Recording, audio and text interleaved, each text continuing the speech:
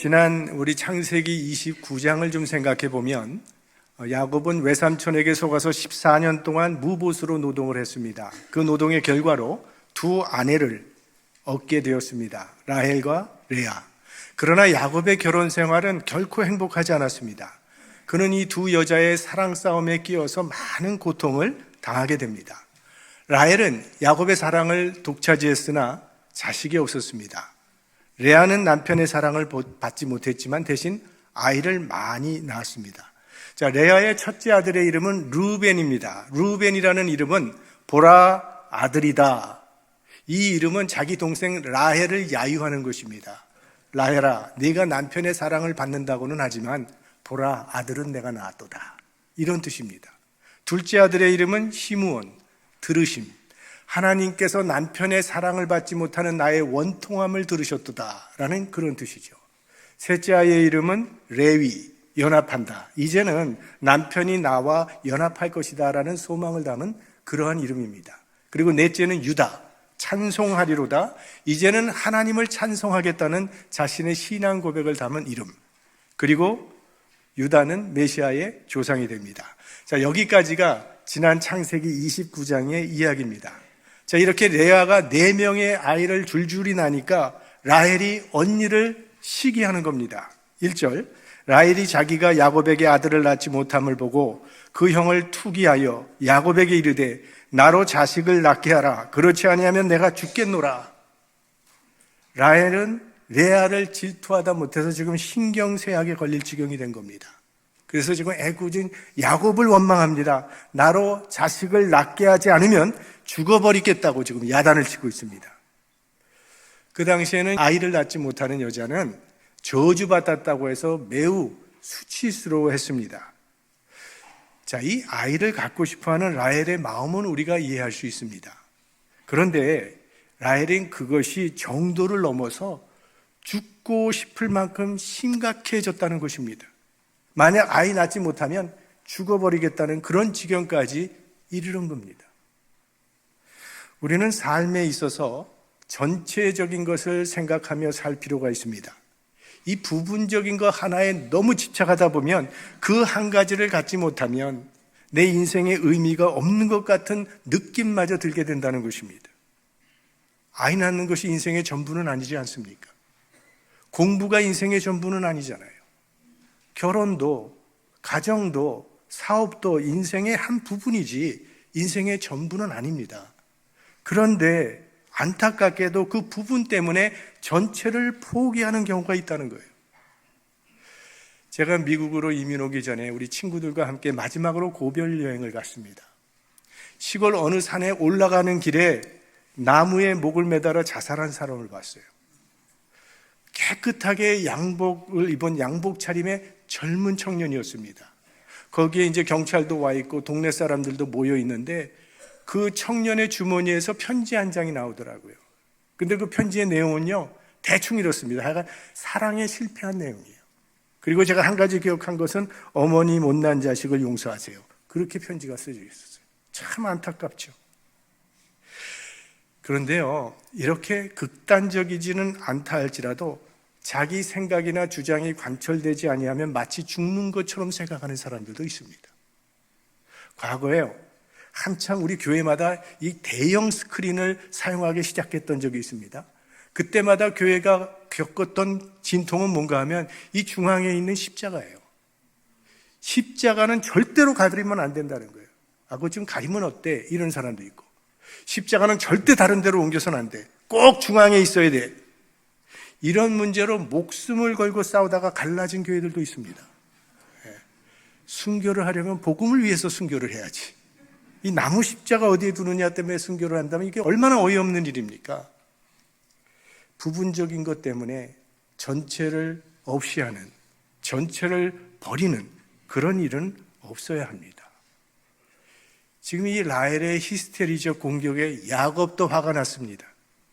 야곱이 라헬에게 노를 바라여 가로되 그대로 성태치 못하게 하시는 이는 하나님이시니 내가 하나님을 대신하겠느냐? 야곱은 이럴 말 할 수 있습니다. 왜? 자신이 할 수 있는 최선을 다했어요. 야곱. 날마다 라헬의 장막에서 라헬과 동침을 했어요. 라헬도 그걸 잘 알죠. 그리고 이게 억지라는 것을 잘 알고 있죠. 그러니까 그러면 내 종 비라를 줄 테니까 비라를 통해서 아이를 갖자고 그렇게 얘기를 합니다. 라헬이 가로되 나의 여종 비라에게로 들어가라. 그가 아들을 낳아 내 무릎에 두리니 그러면 나도 그를 인하여 자식을 얻겠노라 하고. 자, 아무리 아기를 갖고 싶다고 해도 다른 여자를 자기 남편에게 주는 것을 좋아할 여자는 없습니다. 하지만 지금 라헬은요, 레아가 너무 꼴보기가 싫어서 그렇게 해서라도 아이를 낳겠다는 거예요. 사랑의 질투가 빚은 비극의 이야기죠. 성경에 보면 이런 문제를 라헬보다 더 바른 방법으로 해결한 여인이 나오는데 사무엘의 어머니 한나입니다. 한나는 라헬과 똑같은 처지에 있었던 여인이에요. 한나의 남편 엘가나는 두 아내가 있었습니다. 한나와 분인나. 한나는 남편의 사랑을 받았지만 자식이 없었고 분인나는 자식이 있었습니다. 그러니까 이 분인나가 자식이 없는 한나를 업신여기면서 괴롭혔기 때문에 이 한나가 몹시도 괴롭고 고통스러웠던 거예요. 자, 그런 문제를 한나는 어떻게 해결해 갑니까? 성경에 나오죠. 사무엘상서. 한나가 마음이 괴로워서 여호와께 기도하고 통곡하며 자기의 이 아픔과 고통과 괴로움을 가지고 하나님 앞에 나가서 그걸 토로했다는 거예요. 그리고 그 기도를 통해서 사무엘 선지자가 태어나게 되었던 것입니다. 라헬도 이 한나처럼 그 고통과 아픔을 가지고 하나님께 나갔다면 참 좋을 뻔했는데 이 라헬은 아주 육신적이고 인간적인 방법을 택하는데 자기 여종 비라를 자기 남편에게 주었다는 거예요. 자, 이런 라헬도 문제가 있지만 야곱도 문제가 있어요. 왜? 분명히 야곱이 자기 입에서 라헬 당신이 아이를 낳지 못하는 것은 이건 하나님이 하시는 일이라고 자기가 말을 해놓고 그랬다면 우리 이 문제를 가지고 하나님께 나가서 토로하고 한번 하나님의 응답을 기다려보자고 말했어야 하지 않겠습니까? 근데 자기 아내가 여종 비라를 주겠다고 하니까 그럼 그렇게 하자고 또 그렇게 나가는 거예요. 그래서 화목해야 할 이 가정이 아주 치열한 경쟁과 다툼의 장이 되어버리고 맙니다. 당신은 여종을 통해서 아이를 낳게 되면 그 아이는 본부인의 자녀로 호족상에 올려지게 되어 있습니다. 그러니까 종은 아이는 낳지만 어머니의 권리는 하나도 없는 거예요. 그러니까 이 라헬과 레아의 사랑 싸움 때문에 그들의 여종인 비라와 실바는 그저 씨바지에 희생당하는 인생을 살아갈 수밖에 없게 됐던 겁니다. 비라가 낳은 첫 아들의 이름은 단입니다. 라헬이 가로되 하나님이 내 억울함을 푸시려고 내 소리를 들으사 내게 아들을 주셨다 하고 이로 인하여 그 이름을 단이라 하였으며 이 단이라고 하는 이름의 뜻은 심판함. 하나님께서 내가 자식이 없어서 억울해하는 사정을 심판하시고 나에게 아들을 주셨다는 거예요. 그래서 단이에요. 둘째 아들의 이름은 납달리입니다. 라헬이 가로되 내가 형과 크게 경쟁하여 이기었다 하고 그 이름을 납달리라 하였더라. 이름도 참 고약하게 짓습니다. 하나님께 영광, 하나님을 찬양하라 이렇게 지으면 얼마나 좋겠어요? 이름이 형과 경쟁해서 이겼다. 사이가 좋던 자매가 이렇게 돼버렸어요. 자, 라헬이 비라를 야곱에게 주니까 레아도 지지 않겠다고 똑같은 방법으로 응수를 합니다. 자기 시녀 실바를 야곱에게 줘서 아들을 더 얻습니다. 첫째 아들의 이름은 갓. 갓이라는 이름의 뜻은 복되다, 행복해졌다라는 뜻입니다. 아니, 자기 남편이 다른 여자를 통해서 아이를 낳았는데 행복하다니 이게 무슨 뜻이에요? 그렇게 해서라도 라헬을 이길 수만 있다면 행복하다라는 그런 뜻이고요. 그 다음에 둘째 아들의 이름은 아셀, 기쁨 이런 뜻입니다. 라헬 너는 아이가 둘밖에 없지 나는 6이 있으니 기쁘다라는 말입니다. 참 라헬이나 레아나 자식 이름들이 아주 살벌합니다. 경쟁심, 이 경쟁심은 다툼을 일으키죠. 교회마다 어떤 교회는 1부 성가대도 있고 2부 성가대도 있는데요. 들여다보면 성가대끼리도 솔리스트 안 빌려준답니다. 살벌합니다. 참 그런 관점에 있어서 우리 교회는 참 감사한 일이에요. 우리 1부 성가대, 2부 성가대는 서로 도와주고 있거든요. 1부에 누가 못 나옵니다 연락이 오면 2부에서 거기 내려가서 도와주고, 2부 성가대에 오늘 어느 권사님이 빠집니다 하면 또 1부에서 도와주고. 얼마나 아름다운 일이에요. 경쟁심, 이거 인간을 불행하게 만드는 것이죠. 우리가 열심히 해서 발전하는 것은 좋은 일이지만 다른 사람과 비교하는 경쟁의식, 그건 갖지 말아야 합니다. 그래야 마음에 평안이 임하게 됩니다. 아마 여러분들도 그러겠지만 저도 유독 경쟁심이 심한 친구 하나가 있어요. 게임을 하다가 지면 얼굴색이 변해. 그리고 막 신경질적이 돼버립니다. 그래서 그 친구와 함께 게임을 하면 우리가 알아서 져줘요. 그래야 편안하니까. 교회도 마찬가지라고 생각합니다. 이 교회 간의 경쟁의식을 갖게 되면 아주 치사해집니다. 천하보다 귀한 생명을 구원하는데 우리가 사용되고 있다는 그 사실에 만족할 수 있어야죠. 경쟁의식 버리면 얼마든지 평안한 삶을 살 수 있습니다. 라헬과 레아의 다툼은 계속됩니다. 14절, 맥주 때에 르우벤이 나가서 들에서 합 한 채를 얻어 어미 레아에게 드렸더니 라헬이 레아에게 이르되 형의 아들의 합 한 채를 청구하노라. 이 합 한 채라고 하는 것은 유대 지방에서 자라는 식물인데 이 열매를 먹게 되면 아이를 못 낳던 여인이 아이를 낳게 된다는 그런 이야기가 전해지는 그런 식물입니다. 그걸 루벤이 어디서 찾았는지 자기 엄마 레아에게 주었다는 거예요. 그랬더니 라헬이 그걸 갖고 싶어서, 라헬은 아직 아이를 못 낳았으니까 자기 언니 레아에게 그거 좀 달라고 청합니다. 레아가 그걸 줄 리가 있습니까? 이런 관계 속에서. 이런지하에 거절을 하죠. 그러자 라헬이 레아에게 제안을 하는 겁니다. 오늘 밤에 남편을 언니에게 보내줄 테니까 그 합 한 채를 대신 나에게 달라고. 그래서 이런 거래를 체결합니다. 그리고 야곱은 이번에도 역시 아내들의 결정에 아무런 이의를 제기하지 않고 그대로 따라갑니다. 이거 아무튼 이상한 가정이에요, 야곱의 가정은. 그래서 레아는 야곱과 다시 동침을 해서 아들 둘과 딸 하나를 낳게 됩니다.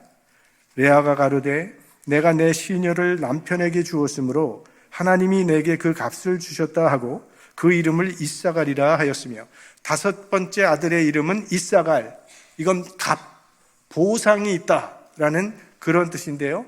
다른 여자를 남편에게 주는 건 원치 않았지만 할 수 없이 주었더니 하나님께서 이렇게 나에게 보상해 주었다라는 그런 뜻입니다. 20절, 레아가 가로되 하나님이 내게 후한 선물을 주시도다. 내가 남편에게 6 아들을 낳았으니 이제는 그가 나와 함께 거하리라 하고 그 이름을 스불론이라 하였으며, 6번째 아들의 이름은 스불론, 거한다. 이제 6이나 아들을 낳았으니 남편이 이제는 나와 함께 거하리라는 그런 이름이에요. 그리고 마지막으로 딸 하나를 낳는데 디나라고 하는 딸을 낳습니다. 그 후에 그가 딸을 낳고 그 이름을 디나라 하였더라. 흥미로운 사실은 이 합 한 채 때문에 레아도 자식을 또 낳게 되고 라헬도 아들을 낳게 됩니다. 그렇지만 합 한 채 때문에 아이를 낳은 것은 아니라고 성경은 이야기합니다. 22절 말씀, 하나님이 라헬을 생각하신지라 하나님이 그를 들으시고 그 태를 여신거로, 이렇게 기록되어 있어요. 그러니까 하나님이 라헬을 생각하시고 그를 들으셨다라고 하는 이 말은 하나님께서 그를 기억하고 계셨다, 그를 잊지 않고 계셨다는 그런 뜻입니다. 자, 레아라고 하는 여인은 남편의 사랑을 받지 못했기 때문에 하나님께서 긍휼을 베풀어 주셔서 아이를 태를 여시고 자식을 주셨어요. 그런데 라헬은 미모가 빼어나서 남편의 사랑을 독차지했고 또 총명해서 매사에 자신이 있던 여자였어요. 목동 일을 볼 만큼 자신 있는 여장부였습니다. 그런데 언니는 줄줄이 아이를 낳는데 자기는 계속 낳지를 못하니까 라헬도 마음이 상할 대로 상해서 가난해졌다는 거예요. 내 여종을 통해서 자식을 얻으면 문제가 해결될 거라고 생각했는데 그렇게 해도 문제는 여전히 해결되지 않더라는 겁니다. 그래서 이 라헬도 눈물로 호소를 하면서 하나님께 나와 기도했던 거예요. 그리고 하나님은 그 눈물의 기도를 잊지 않고 기억하고 계셨습니다. 그리고 마침내 라헬의 태를 열어주신 거죠. 우리는 기도가 즉각 응답되지 아니하면 거절당했다고 생각을 합니다. 하지만 많은 경우 이 라헬처럼 거절이 아니라 기다림일 뿐이라는 거예요. 하나님은 우리가 원하는 때에 응답하시지는 않지만 반드시 우리의 기도를 기억하고 계시다가 하나님의 때에 하나님의 방법으로 응답해 주십니다. 그래서 우리에게 꼭 필요한 것이 인내죠. 씨앗을 심자마자 그 다음날에 열매가 열리지는 않습니다. 기다려야 합니다. 그러면 언젠가는 열매가 열립니다. 열심히 기도하셨는데 아직 열매가 보이지 않습니까? 그렇다면 지금은 기다리는 시간일 것입니다. 잘 참고 기다리십시오. 하나님의 때가 되면 반드시 열매를 거두게 하실 것입니다. 23절, 그가 잉태하여 아들을 낳고 가로되 하나님이 나의 부끄러움을 씻으셨다 하고, 그동안 라헬은 자식이 없어서 수치스러웠는데 하나님께서 드디어 나의 수치를 씻어주셨다고 라헬이 고백하는 겁니다. 그렇다면 이걸 통해서 우리가 배울 수 있는 교훈이 있습니다.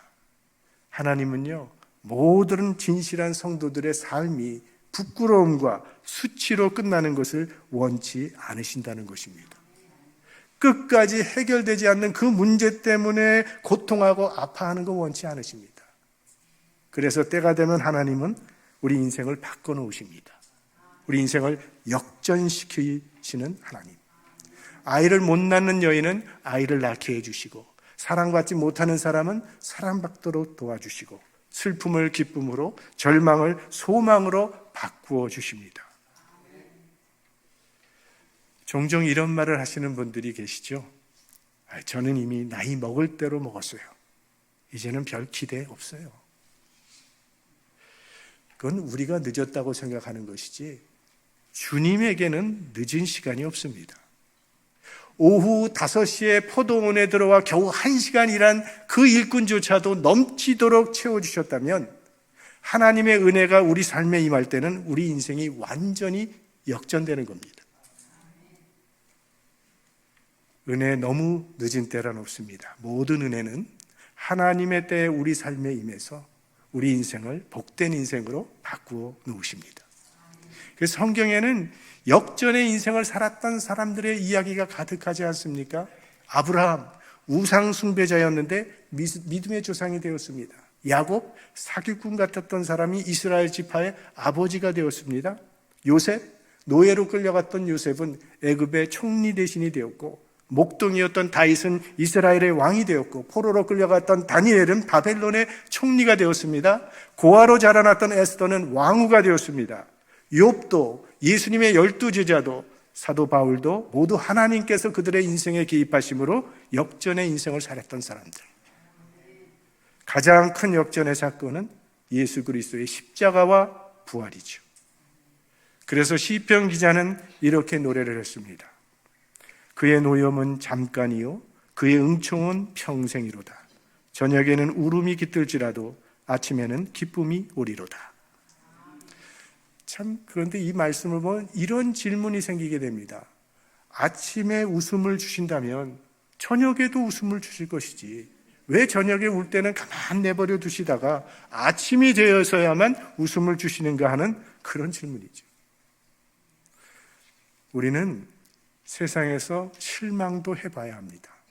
상처도 받고 찢겨도 봐야 합니다. 그래야 하나님 안에 있는 행복만이 참된 행복이고 그것만이 영원한 행복임을 깨닫게 되는 겁니다. 그래서 하나님은 우리를 울게도 하신다는 거예요. 마지막으로 24절 말씀입니다. 그 이름을 요셉이라 하니 여호와는 다시 다른 아들을 내게 더하시기를 원하노라 함이었더라. 라헬은 아들을 낳고 그 아들의 이름을 요셉이라고 지었는데, 이 요셉이라는 이름은 두 가지의 뜻이 있습니다. 첫 번째 뜻은 씻다, 없이 하다. 하나님께서 나의 부끄러움을 씻어주셨다는 그런 의미입니다. 또 한 가지의 뜻은 더하다. 이제는 나도 태가 열려서 아이를 낳기 시작했으니 하나님께서 앞으로 더 주실 것이다. 과연 라헬은 이후에 베냐민이라고 하는 아들을 하나 더 낳게 됩니다. 자, 이것이 야곱의 가정 이야기입니다. 오늘 이야기는 다 야곱의 가정 이야기인데요. 야곱은 자의반 타의반으로 아내를 4명이나 두게 됩니다. 해보니까 1명도 어렵던데 4명의 아내와 함께 산 야곱이 얼마나 힘들고 고단했겠습니까? 첫째 아내는 레아, 그녀는 남편의 사랑을 받지 못했고, 둘째 아내 라헬은 사랑은 받았지만 자식이 없었고, 셋째 아내 비라는 라헬의 종으로 시바지가 되었고, 넷째 아내 실바도 레아의 종으로 시바지가 되는 불행한 인생을 살았던 여인들. 그리고 이들에게서 배다른 형제가 12명이 태어나게 됩니다. 자, 오늘 우리가 이야기를 살펴봤지만 이 자녀들은요, 하나님의 축복이 동기가 되어서 태어난 게 아닙니다. 다 자존심과 경쟁심과 다툼 때문에 태어난 아이들이에요. 부모들이 그러니 자녀들 사이에서도 얼마나 사이가 안 좋았겠어요. 갈등이 많았겠어요. 이거 뭐 불만 당기면 팡 터져버릴 화약과 같은 그런 콩가루 집안입니다. 그래서 나중에 요셉을 애굽에 팔아버리는 사건까지 생기게 되는 거죠. 그리고 야곱의 12아들들을 살펴보면 문제 아들이 많아요. 첫째 아들 루벤은 비라, 자기 서모인 비라와 간통을 했습니다. 그래서 장자권을 잃습니다. 둘째 아들, 셋째 아들 시므온과 레위는 별명이 하나 붙었는데 잔해하는 기계라는 별명이 붙는데, 그들의 여동생인 디나가 하몰이라고 하는 이방 사람에게 강간을 당하게 됩니다. 그리고 하몰이 디나와 결혼하고 싶다고 하니까 이 시므온과 레위가 그럼 너희네 다 할례 받으면 그렇게 해주겠다고 해서 하몰과 그의 부족들이 할례를 받아서 다 고통 중에 있을 때에 이 시므온과 레위가 칼을 들고 들어가서 하몰뿐만이 아니라 그의 부족들을 몰살시켜 버렸습니다. 그래서 아주 잔인한, 잔해하는 기계라는 별명이 붙은 거예요. 이것이 야곱의 가정 형편이었습니다. 우리 가운데 야곱의 가정보다 더 어려운 가정이 있겠습니까? 그런데 하나님은 이 문제투성이 가정을 이스라엘 12지파가 되도록 축복하셨다는 거예요. 이것은 하나님의 역전의 은혜입니다. 하나님께서는 야곱과 라헬과 레아의 모든 허물과 다툼과 연약함에도 불구하고 이스라엘의 12지파를 만들어내셨다는 거예요. 그리고 그들을 통해서 하나님의 역사를 펼쳐나가십니다. 우리들도 마찬가지죠. 우리는 하나님께 사랑받을 만한 일을 한 적이 없습니다. 우리의 행위를 볼 때는 저주받아야 마땅한 인생이죠. 그럼에도 불구하고 하나님은 우리를 하나님의 자녀로 삼아 주셨습니다. 하나님은 우리같이 자격 없는 사람을 부르셔서 자격 있게 하시고 믿음 없는 사람을 믿음의 사람으로 만들어주시는 하나님이십니다. 물론 하나님께서 우리의 모든 실패와 허물까지도 다 바꾸어서 하나님의 역사를 이루어 가신다고 해서 우리 마음대로 살아도 된다는 그런 말은 아닙니다. 다만 하나님 안에 있는 우리의 인생이 얼마나 안전하고 견고한지 기억하며 살라는 것입니다. 하나님 안에 있는 이 견고한 보장이 있다는 사실을 깨닫고 어떤 상황 가운데서도 두려워하거나 불안해하지 말고 담대하게 살아가십시오. 실패할 때도 있고 쓰러질 때도 있습니다. 그렇지만 하나님을 향한 살아있는 소망은 잃지 마시기 바랍니다. 예레미야 선지자가 하나님을 말씀을 대언합니다. 우리 한번 같이 합독해 보겠습니다. 나 여호와가 말하노라. 너희를 향한 나의 생각은 내가 하나니 재앙이 아니라 곧 평안이요 너희 장래에 소망을 주려는 생각이라. 하나님은 결코 우리를 망하게 내버려 두지 않으실 것입니다. 반드시 다시 일으켜 주시고 새로운 역사를 시작할 수 있도록 역사하여 주실 것입니다. 사방으로 우겨쌈을 당하는 것 같은 답답한 상황에 있을지라도 우리가 주님 안에 있기만 한다면 역전의 은혜가 기다리고 있다는 소망 속에서 꿋꿋하게 믿음의 길을 걸어가는 믿음의 사람들이 되시기를 주의 이름으로 축원합니다. 성령의